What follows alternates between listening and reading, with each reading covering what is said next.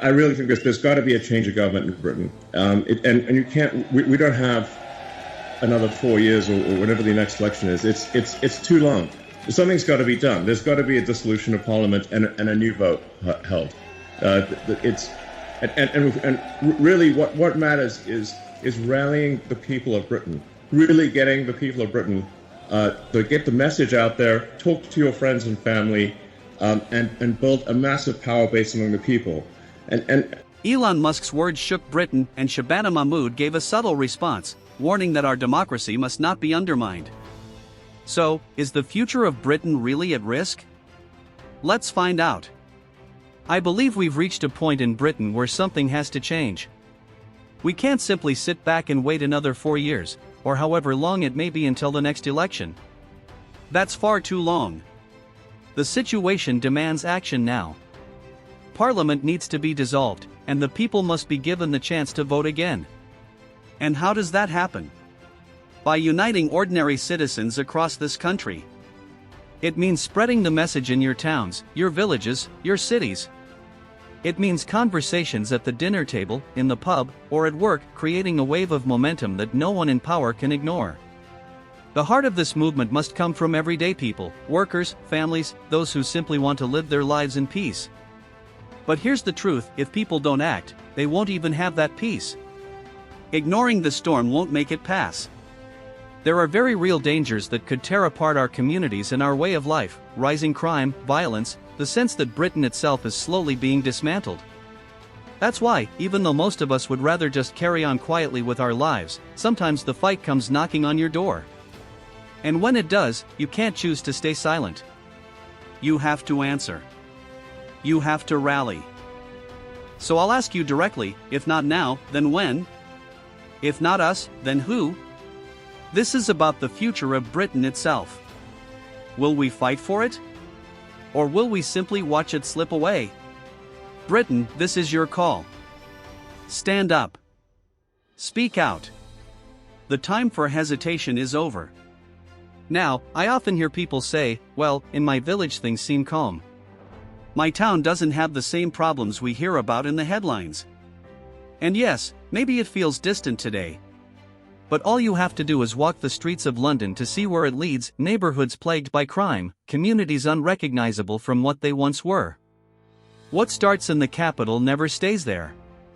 It spreads outward until no town, no village, no quiet corner is left untouched. Pretending it won't reach you is a dangerous illusion. We're running out of time. Britain is running out of time. Elon, you've built rockets, cars, satellites, artificial intelligence. You've proven what vision and boldness can achieve. And when we look at the political leaders in Europe or here in the UK, the question is unavoidable: do they have even a fraction of that vision?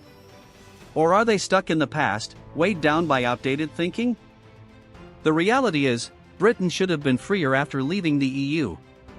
Instead, our government doubled down on regulation, often copying or even outdoing the very bureaucracy we supposedly escaped. Rules pile on top of rules, suffocating innovation and crushing the spirit of enterprise. Britain was once known for daring ideas and fearless progress. We can be that nation again, but not while trapped under layers of red tape and leaders who care more about control than about people. That has to change. Not gradually, but profoundly. And it must happen soon. Elon, so, what is the vision for the future?